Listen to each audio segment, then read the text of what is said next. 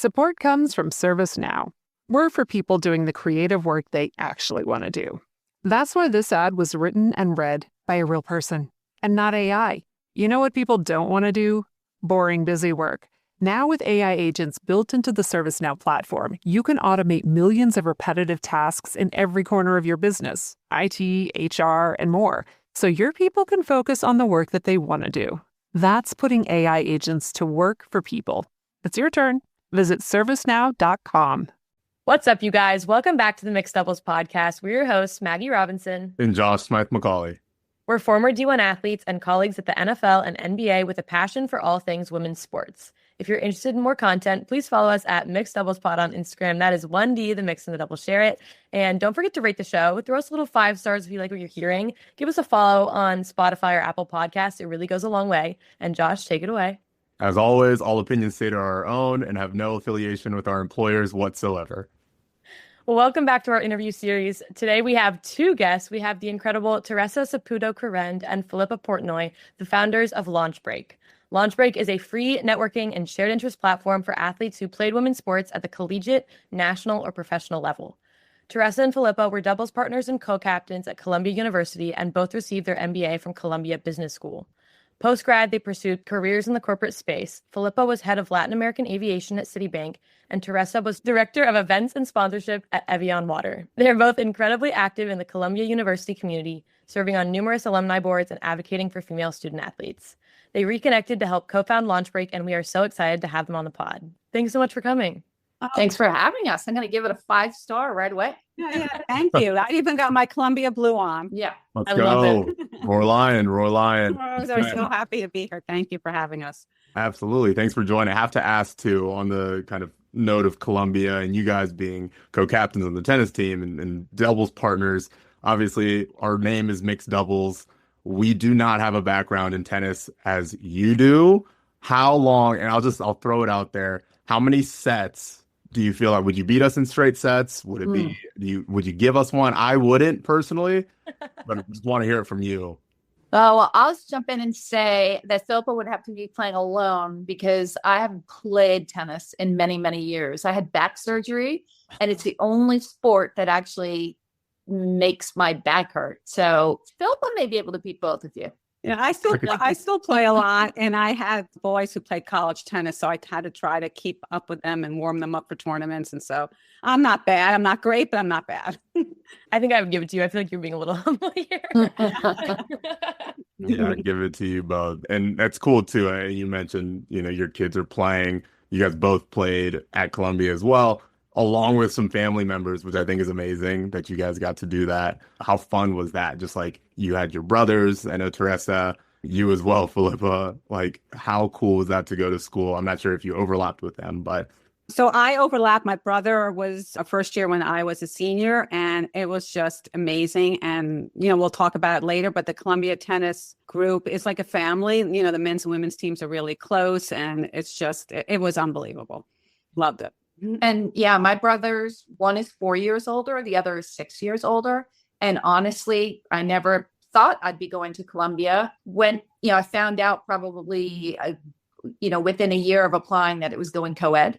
So I was like, oh, maybe I can follow in my brother's footsteps and go to Columbia College. And I did. And I played on the team, and they were both Columbia College tennis team members as well. And I didn't overlap with them, but it's just a really special thing in our family. My father had, 3 Columbia bumper stickers on the back of the car. That's what you want. And that's true. We will definitely dig into that later because I had heard before, this conversation about when Columbia went co-ed and it being the last Ivy League school to do that. So we'll talk about that, but did want to kind of jump into your careers, as Maggie alluded to in her intro, as she does so well all the time. You guys have obviously had amazing careers before starting LaunchBreak, which is what we're going to talk about today. But can you guys kind of talk about your background, what you guys started doing after school, and how that all kind of culminated to founding LaunchBreak? I did head up the Latin American Airlines group at Citibank, and that required me to travel all around the world and also to collaborate with several different departments just so that I could offer my clients whatever they needed. And I think that what that gave me was an understanding of the qualities you really need to develop to be successful in the workplace, a lot of which came from my athletic background. Obviously teamwork. Citibank had offices all around the world, and I was constantly coordinating with professionals in Argentina, in Brazil, what have you. And I feel like that was really important.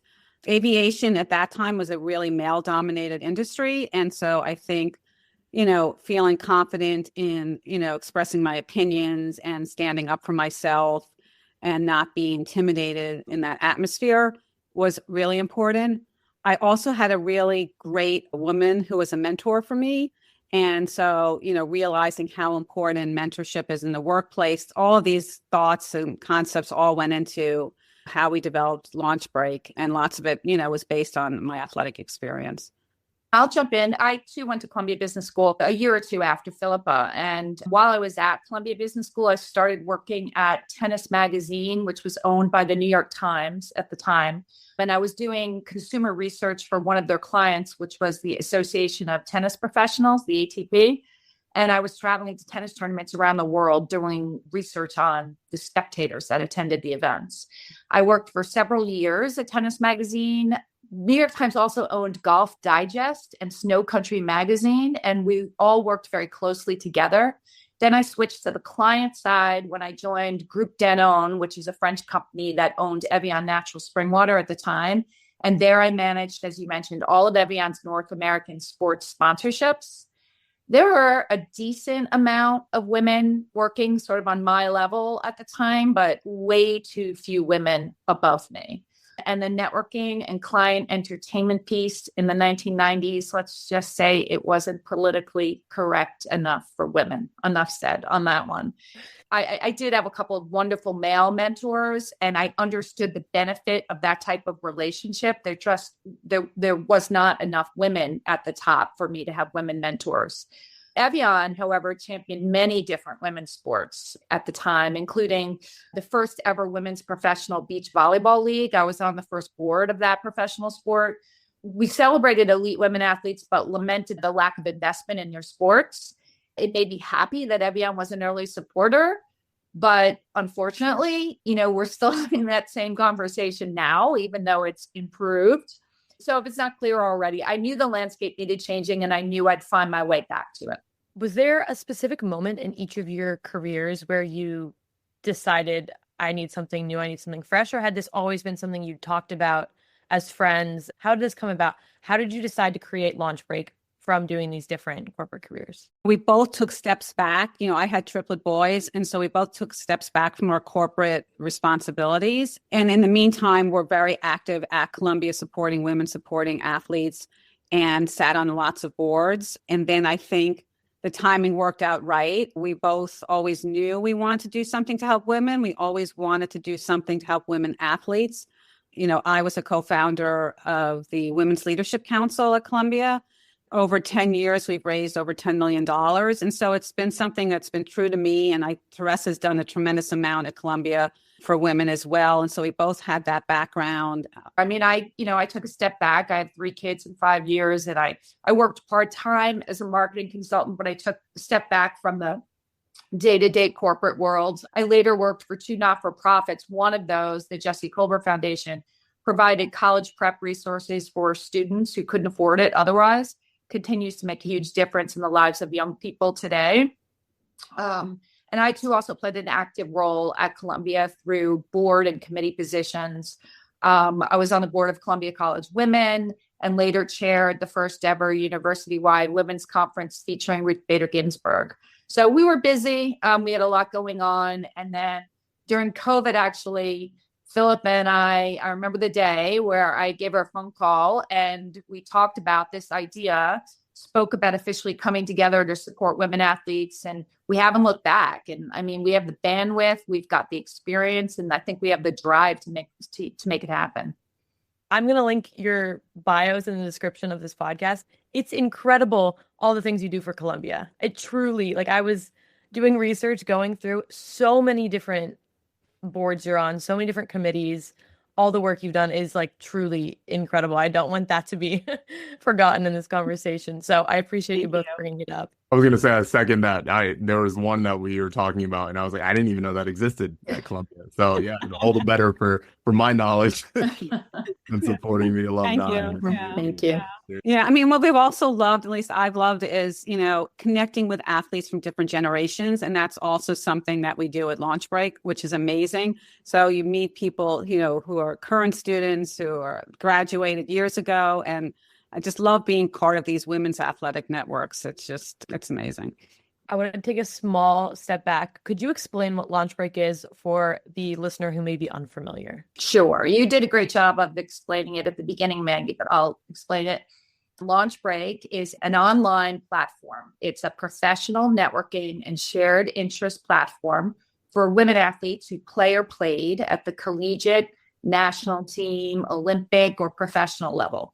We launched, Philippa and I launched in January of 2024 with a small group of about 100 members, in large part, honestly, due to our Columbia and, athletic network. And we quickly grew to close to 1,900 members today. We have members from over 700 universities, over 37 sports. Our members span all generations and all sports. We offer job search prep, a job board, industry and networking events. Maggie, you're going to be doing a great event on women working at the NFL with your colleague, Grace. It's basically a sense of community for these women who share a common bond. They all grew up playing sports. They know the rigor and sacrifice involved in that effort, whether you were, a D3 college player or a national team Olympian or professional player. They identify as athletes, and we're just very excited about the platform. As a user of the platform and now active participant, I just have to give you guys a shout out. And I mentioned at the top, but I have met some incredible women. I was just speaking with someone who she was a goalkeeper actually on the Italian national team and then played at PSG. And while she was playing at PSG, was also full-time marketing director for the club. That's just one of the 6 different women I've talked to in the past, 7 days. Everyone has been so welcoming. And I think it's a community that was so needed, because LinkedIn is great, but it's almost so big and impersonal that it's really hard to make genuine connections. Anyone can message you on LinkedIn and it almost feels spammy in a way, but this kind of cuts through all of that. And you're getting a real person. It's someone who really wants to connect with you. I even hesitate to call it networking because it really feels like relationship building, It really That's does. good. I love that. Yeah. It might be a new tagline. Yeah, I like that. So Josh also, as we mentioned previously, played football at Columbia. So we have a big Columbia connection here. I'm feeling a little outnumbered. It's okay. I wanted to kind of dive deeper into Columbia and your experience there. I know we've already talked so much about all of the amazing boards and activity that you guys do now as alumni for the community, for athletes on campus. But can you kind of speak to why that was such a priority for the two of you? What was it during your experience at Columbia that made you want to stay connected? And then, now the work that you're doing with the broader Columbia community. I'm a graduate of Barnard College, and Columbia went co-ed my sophomore year. And so I was there for the beginning of the consortium. So those of you who don't know, the Barnard and Columbia teams are meshed together. And so when I got there, it was D3. And then as soon as Columbia accepted women, we became D1, which is, it's different, right? So the training is different. So, we did have some losses early on because it's not so easy to go from one to the other. And, we didn't always get the most desirable practice times. We sometimes had to go to New Jersey to practice. Now I think it's a fully equitable situation. Back there were just some, learning steps for everybody involved. We didn't have funds for a spring break trip until senior year. One of my teammates and best friends, Leslie Giddis, housed the whole team in her house in Florida, which was fun, but not the way you standardly do a spring break trip. And so, in a way, and we also had to, defend ourselves, advocate for ourselves to get what we wanted. But at the same time, I think that brought us closer together. And I think, at least for me, I felt like I loved my experience at Columbia and Barnard, but of course I want to improve it for the future. And knowing that, it was just starting and we needed more resources and everything like that. I think right from the beginning, I've been active the whole time. So that was it for me, I think. For me, it's pretty simple. My dad encouraged my brothers and I to play tennis. As I mentioned, all three of us ended up playing at Columbia. My best friends to this day are from that team experience. It's Philippa and I and about 4 other women that just remain really tight. Columbia tennis is like going home. It's as simple as that. And so paying it forward and supporting women at the university through, our volunteer work just feels natural. Did I also read that you were the bus driver, the unofficial bus driver of the Columbia University? She drove the van. Yeah, I drove the van. Oh my God. On two-way traffic. Not the bus, Yeah, the van. I drove the van over the GW Bridge. Oh, boy. Play across the river. And I don't even know, I don't know how old I was, but I mean, it just blows my mind that I was, probably 20, 21, 19, I don't remember. And I was driving around a big, gigantic van in New York City. That's amazing. That's, it's a stress test. That really is. No, seriously. I drove, this past year, U-Haul and got a ticket for it. So kudos to you. I'm sure you didn't get any tickets when you were driving the van over the I'm sure I had the music blasting for the squad and everything else. So yeah, I wanted to go back quickly too. I feel like I haven't given enough love to Barnard as well. It's just kind of like coupled the two of them together. So just want to shout out Barnard. And then also go back, and two, I know, there's such a community at Barnard's campus as well. And it's a really special campus, and they've done a lot of really cool things.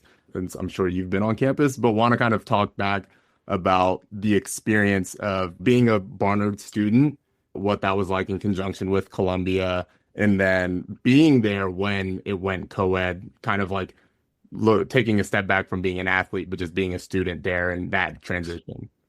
So I guess because I was on the team, I had a lot of friends who, were at Columbia. So I loved having the best of both worlds. I think that Barnard, has that small feeling to it where you feel like you're close to your advisors and you're close to your friends, and it's wonderful. And the career services, it feels very small and isolated. And at the same time, I was part of obviously a very large, wonderful research university with lots of resources. So for me, it was the best of both worlds.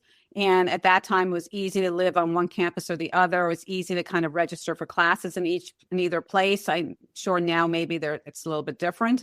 But I was even a residence counselor in Carmen, the Columbia dorm, my senior year. Happened to be that my brother was also in there that year. So what a great experience that was. I was on, I think, 8 Carmen, and he was on 10. I don't know. So I loved it. I couldn't have loved my experience there more than I did. yeah. And I would just add, I had the perspective of starting in the full class of women. So I came in early 80s, and I knew it was a big deal. Like there seemed to be, some buzz about it, but I didn't know it was as big of a deal as it was when I arrived on campus, and just the amount of like press that was there and the celebrations. I mean, when you think about it, I guess from Columbia's perspective, it was a huge deal, to be admitting women after all these years of being an all-male school. I ended up like on the cover of USA Today. That's how big of a deal it was that as I was moving in, somebody grabbed me and another friend of mine or somebody I had met and, interviewed us and put us on the cover of USA Today because it was so historic, I guess, for Columbia. Oh my gosh. I might need you to send me that photo. Yeah. Actually, what's great about it. It was a woman that was born at Barnard. Now that I remember, she's from my hometown, and she was starting at Barnard and I was starting at Columbia, and they grabbed us for an interview. That's fantastic. Wow. I mean, that truly is monumental. And for it to be, I don't know, like at an Ivy League school in New York City, no less, is just very impactful. You are now partners together in a business sense. Obviously, you were co-captains of the team and doubles partners. How did being teammates impact your ability to run a business together? Well, the first thing I would say, you need to trust your co-founder or your partner. And because we were teammates, 40 years ago and have remained friends, I completely trust Philippa. Also, our shared life experiences, kind of helped shape our values. So we have very similar values, which is another important piece, I think, for co-founders. If you have those things in common, it's really a strong start, puts you in a strong position. I think, just the whole sports analogy, we were literally doubles partners and teammates. And I remember playing with Philippa, we knew if we got down in a set or a match, we could still win. If we didn't win, we got up the next day and went to practice. So those analogies can be applied to what we're doing today. And we're a great tag team. I mean, we've known each other for so long. We know one another's spouses. We've known one another's kids for decades. So we're really able to cover and fill in for each other when life happens. And then I would also add that, at Columbia, we did volunteer work together. So we knew how we would get along in a professional setting. Teresa was the head of the women's university group, and I was a member on that committee, and we planned events together. And so we kind of knew that we could trust each other. Like, we knew that we each had that really strong work ethic. Like, you're not going to worry about, okay, is she going to get it done by the time she said she's going to get it done? Like, we have full confidence in each other, which has been really, really helpful. And we balance each other. I think, Teresa has a marketing background, I have a finance background. So we complement each other, which I think is, of course, important when you have a startup, so that, you both don't have the same skill set. You have different skill sets. So, it couldn't be more perfect, than it is. Absolutely. You guys are like the total package. I do have to say, I think the trust part is something to be spoken for. You don't gain that kind of trust with people without really knowing them deeply. And I think sports is such a way to accelerate that, because you see one at so many different levels that you don't have access to on a day-to-day basis, business or otherwise. You're not going to see your friend in the same light that you'll see your teammate you just sweated with and you just ran laps on the train, It's a different level. So I think leveraging that is something we can all do as former athletes. It's a great trait we can take into kind of corporate careers. Mm-hmm. Yeah, exactly. Speaking of corporate careers, I read a study, and I believe this was quoted in an article that you guys were in at some point, but an Ernst & Young and ESPNW study conducted said that 94% of women in C-suite positions played sports at some point in their lives, with over half of them having competed at the university level. That's a really crazy statistic just to sit with and think about. But I would love to ask, how have you used your backgrounds to excel professionally? Can you name like one or two specific traits that you picked up as a student athlete that you now apply day to day? Yeah. So, I already mentioned when I was talking about Citibank before was the confidence and the teamwork. But I think resilience is something obviously you learn from sports. We've all lost a ton. I've lost a ton of matches. And, when I was pitching for deals at Citibank, you didn't win everything, and you just kind of shrug it off and you get past it. The same thing with LaunchBreak. Like, we're going to start looking for sponsors. And, if people say no to us, we're just going to keep going. I'm not going to worry about it. Another lesson that I think is really important that I kind of learned from tennis is to take one point at a time. So, we have so much going on with LaunchBreak that we have to work so hard, which I love. But, we don't get overwhelmed by all the work that we have ahead of us, because we know how to like compartmentalize and then think about just what we need to get done at that specific time point, or what has to get done first, and then we'll deal with the other stuff later. So I don't think we get stressed out, because we just are used to saying, okay, it's one point in time. You haven't lost the set yet. You haven't lost the match. Just, take it with the right perspective. I need, strong work ethic, teamwork, resilience. I would also add recovery management. As an athlete, you get tired, you put your all out there on the court or the field, and you need to understand when it's time to take a rest too, so that you can be your best self when you come back. That means watching Netflix every night. whatever it takes. Yeah. Guilty pleasures, whatever it is. Absolutely. See, no, now you know what you're talking about, because I was, after football camp, and I'm sure you guys can relate, maybe not to the exact show, but my guilty pleasure was Bachelor in Paradise? So 12 hours playing football and then an hour watching Bachelor in Paradise. Yeah. So I 100% agree. But no, there's some amazing analogies with sport and being an athlete and working in corporate America, but then also being entrepreneurs and founding, an amazing platform such as LaunchBreak. But to kind of wrap us up today, would love to kind of just hear your advice from the two of you for young athletes that are looking to start their careers out, advance their careers, or pivot industries. kind of what would you say to them? Honestly, Maggie and I are two good examples if you want to speak to us, but just anybody listening who's in that position. Yeah. I'm what you call like a professional tennis nerd. I watch a lot of it, and I'm one of those people that watches the, on-court interview and then the press conferences. I watch a lot of press conferences.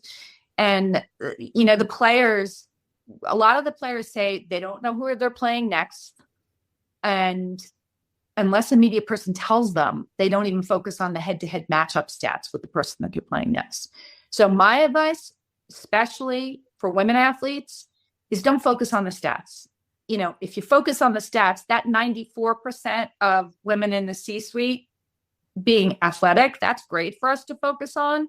But, there's, I think 3% of women, 3% of the CEOs internationally are women. So that's not a great stat. 3% of female-founded companies, 2% of the investment money is going to female-founded companies. So if you focus on those stats, it's going to be tough to get up every day. So I would just say, keep your head down and get to work, and you will be a change maker. All research points to the fact that women athletes have the edge to get there.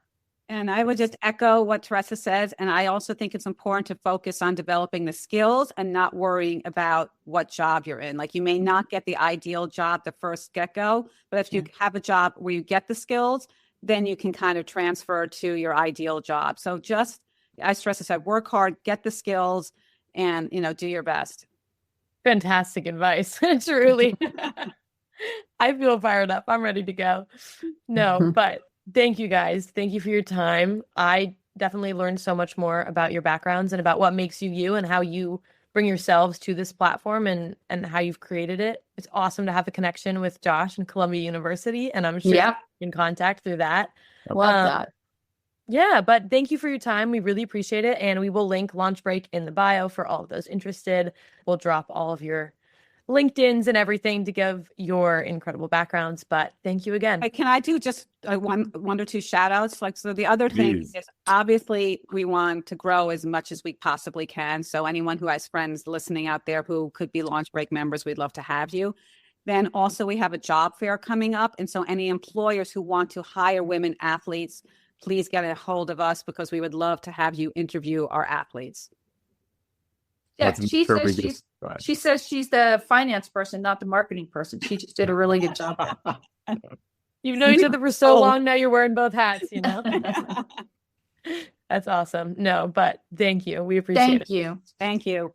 Thank you both. All right. Take care.